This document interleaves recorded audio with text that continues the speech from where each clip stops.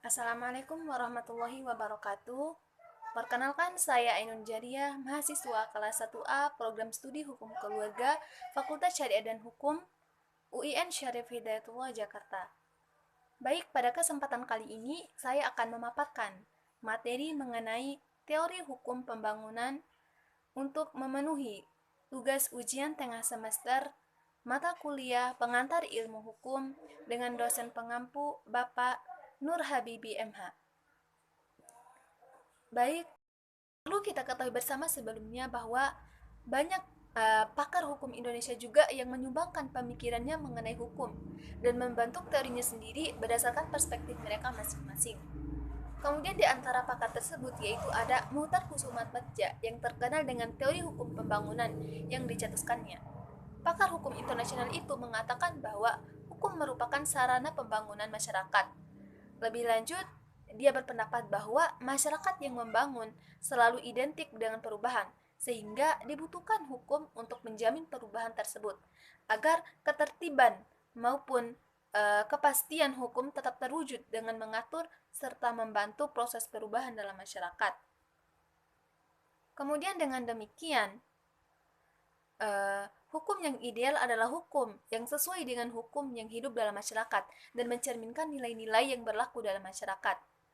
Kemudian menurut beliau juga, hukum itu hanya dapat diwujudkan jika dijalankan dengan kekuasaan, dan kekuasaan itu sendiri perlu dibatasi oleh hukum.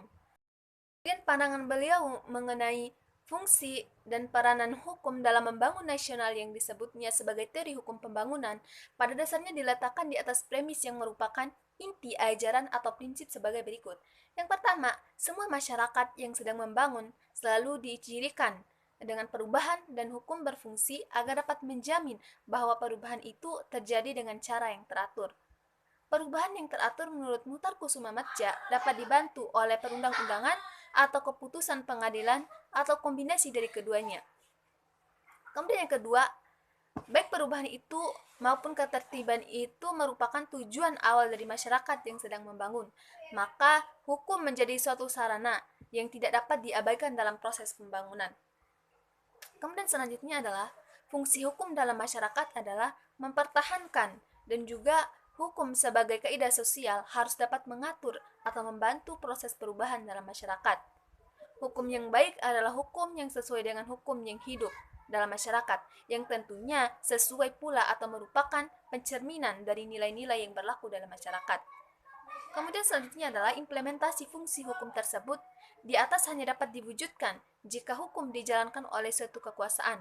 Akan tetapi, kekuasaan itu sendiri harus berjalan dengan batas rambu-rambu yang ditentukan di dalam hukum itu.